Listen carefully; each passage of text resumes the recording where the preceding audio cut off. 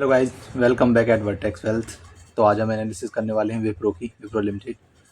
तो आज हम चेक करते हैं विप्रो को कहाँ से सपोर्ट मिल सकती है, बेहतर क्या लेवल्स हो सकते हैं और कहाँ बाइंग अपॉर्चुनिटी मिल सकती है और आगे शॉर्ट टर्म में क्या आ, हमें मूवमेंट दे सकता है विप्रो। चलो लेट्स सी। अभी हम 1 डे के टाइम फ्रेम पे चेक करते हैं। तो 176 का CMP है विप्रो का। अभी थोड़ा सा 169 से 176 मतलब अब 1-2 दिन में अभी इन्हें उछाल देखने को मिली, मतलब थोड़ा सा रिकवरी दिया है स्टॉक। वॉल्यूम्स भी अच्छे खासे हैं और अगर हम मंथली टाइम फ्रेम में देखते हैं तो एक लास्ट मंथ से हम देख रहे हैं कि 207 रुपये से 207 से 170 मतलब 107 रुपये तक इसको हमने 15% के आसपास ये अपने ऊपर से मतलब देखने को मिला हमें लास्ट मंथ में ही इतना इसमें सेल ऑफ देखने को मिला। तो अभी कोशिश की है इसने यहाँ से सपोर्ट लेने की, बट अभी कह नहीं सकते कुछ, क्योंकि अभी जो इसका मेन सपोर्ट है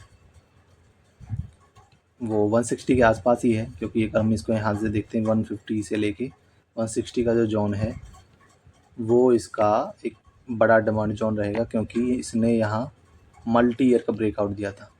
ये आप चेक करोगे यहाँ से, ठीक है। यहाँ इसने मल्टी ईयर का ब्रेकआउट दिया था नवंबर 2020 में, ठीक है। तो आप देखोगे यहाँ तो 150 का जो जोन है 150 160 का ये जो जोन है ये इसके लिए एक अच्छी सपोर्ट के लिए काम कर सकता है। अगर हम इसका फेवरेट ट्रांसमेंट देखेंगे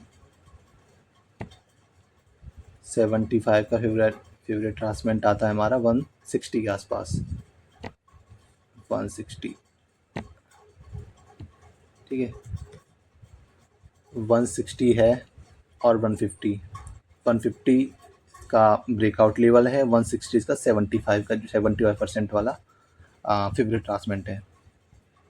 तो ओवरऑल 160 और 150 ये इसके लिए एक बेटर डिमांड जोन हो सकता है, ठीक है।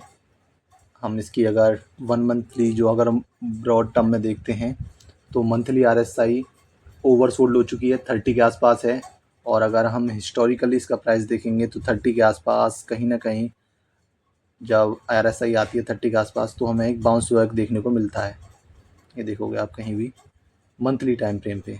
तो एक ब्रॉड वे में अगर हम देखते हैं तो बाउंस बैक के चांसेस हैं अगर ये इस लेवल के आसपास आता है तो। अभी अगर हम इसका मूविंग एवरेजेस देखेंगे, मूविंग एवरेजेस से अभी नीचे ही है, अभी सारे 175 पे है जो 9 डे की मूविंग एवरेज है। 21 डे की 180 के आसपास है और 50 की 189 के आसपास है और 200 की EMA जो है वो 220 के आसपास है। तो अभी मूविंग एवरेज से सभी से नीचे ही अभी।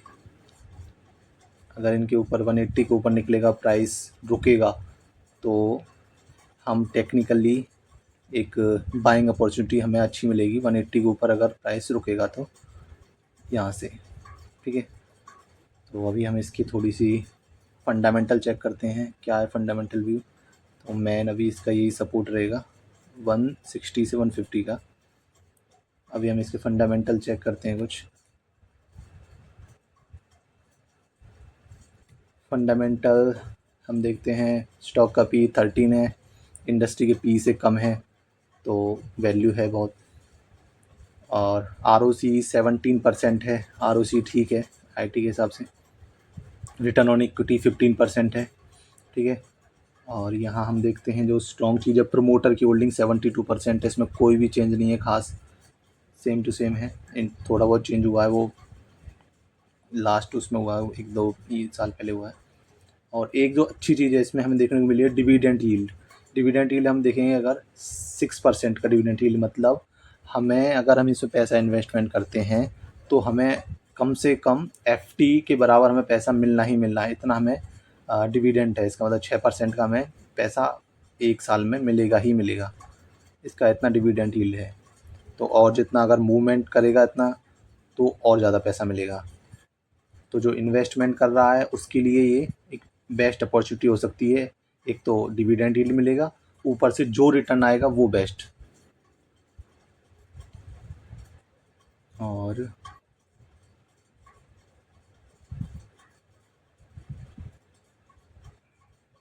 हम इसके नीचे देखते हैं, क्वार्टर रिजल्ट देखते हैं। क्वार्टर रिजल्ट हमने लास्ट क्वार्टर से इम्प्रूवमेंट देखने को मिला है रिजल्ट्स में, और नेट प्रॉफिट में भी हमें ग्रोथ देखने को मिली है, और ईपीएस भी थोड़ा सा मतलब बढ़ा है। बट अगर हम इसे लास्ट को जो मार्च का 2025 का वो क्वार्टर था, तो उससे ईयर ऑन ईयर अगर हम मार्च से कंपेयर करते हैं तो उससे हमें देखने को मिल रहा है 4600 करोड़ का ऑपरेटिंग प्रॉफिट था, 4900 का थोड़ा सा इम्प्रूवमेंट है। और नेट प्रॉफिट लगभग सेम सा ही है, कोई ग्रोथ देखने को नहीं मिली। ठीक है। और अगर हम इसका ईयर ऑन ईयर चेक करते हैं, बैलेंस शीट में अगर प्रॉफिट लॉस चेक करते हैं, तो 18,000 करोड़ का 2025 में था, और 2026 में 17,811 करोड़ का, मतलब इसमें हमें कम देखने को मिलता है, ये डिक्रीज़ हुआ है, नंबर्स कमज़ोर हैं इसके मुकाबले।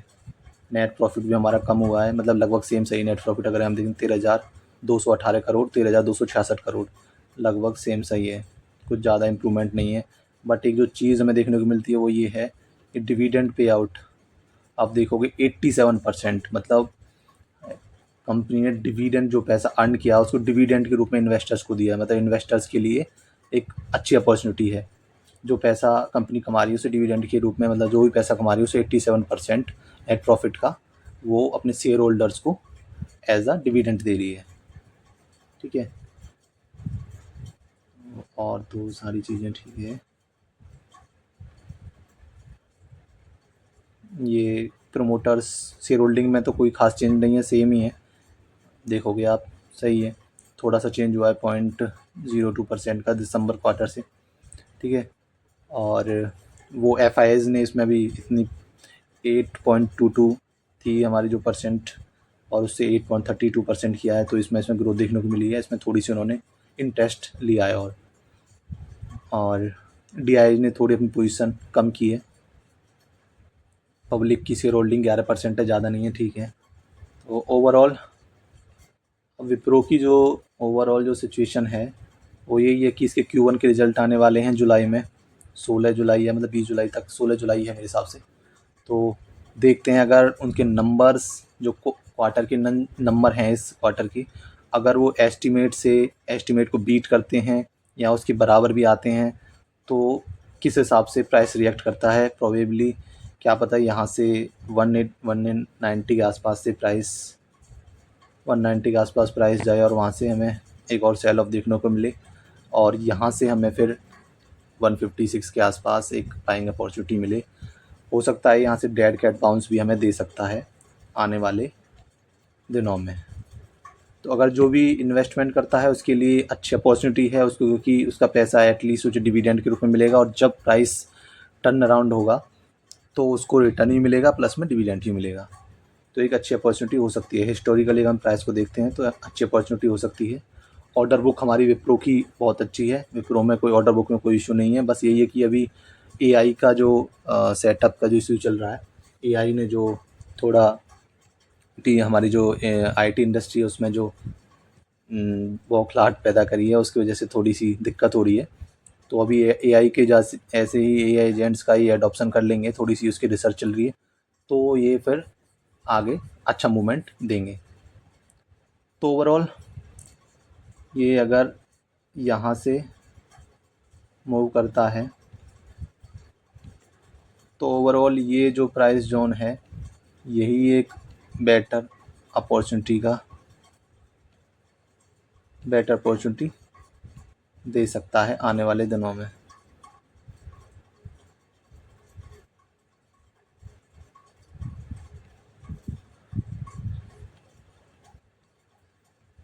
तो आज के लिए बस इतना ही। ये एजुकेशन पर्पज़ के लिए है ओनली, इनमें कोई भी इन्वेस्टमेंट एडवाइस नहीं है। और अपना कोई भी इन्वेस्टमेंट लेने से पहले अपने फाइनेंशियल एडवाइज़र से कंसल्ट करें। Thank you.